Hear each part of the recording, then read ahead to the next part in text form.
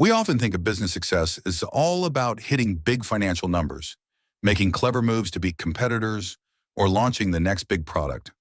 People focus so much on strategy and innovation that they forget what really drives those things in the first place: human connection, emotions, and relationships.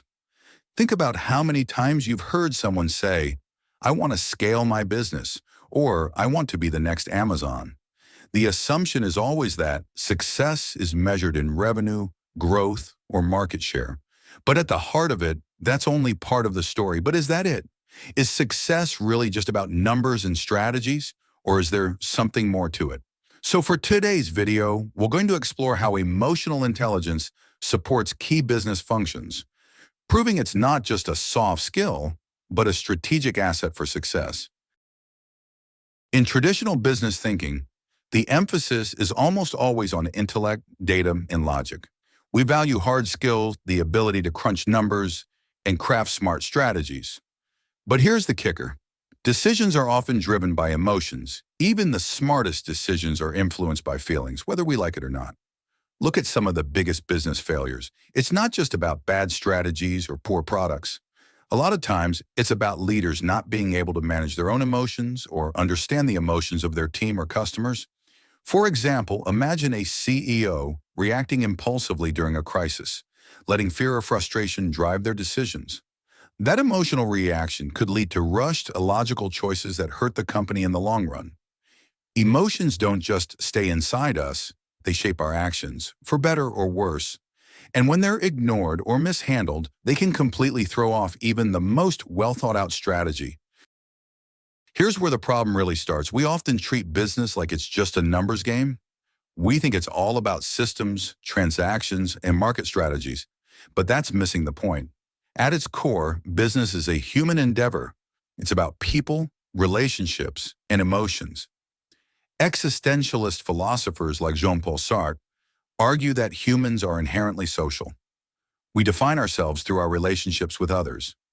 If we ignore this and treat people like cogs in a machine, we lose sight of the real driving force behind any business: people.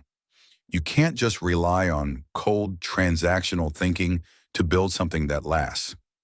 Success comes when we acknowledge that business isn't just about products or profits, it's about connecting with others. To succeed, businesses need to understand people, their emotions, their motivations, their needs. It's not enough to look at your customers or employees as data points. If you want to build something that lasts, you need empathy. You need to understand where people are coming from and what drives them. All right, let me break it down for you. First, to succeed in business, you've got to master your emotions. That means knowing when to chill, when to act, and how to make decisions that line up with who you really are. It's not about ignoring stress or frustration.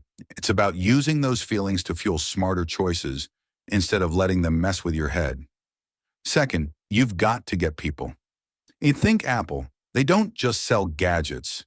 They sell an experience because they understand their customers' emotional needs. Great leaders don't boss people around. They connect with them and help them feel part of something bigger. Lastly, business is about relationships. Success isn't a solo mission. It's about building trust and collaborating with your team, customers, and partners. If everyone grows together, everyone wins. You can't thrive alone. It's about supporting each other. Remember, success isn't about just outsmarting the competition or having the best product. It's about knowing yourself, understanding others, and building a community of trust and support.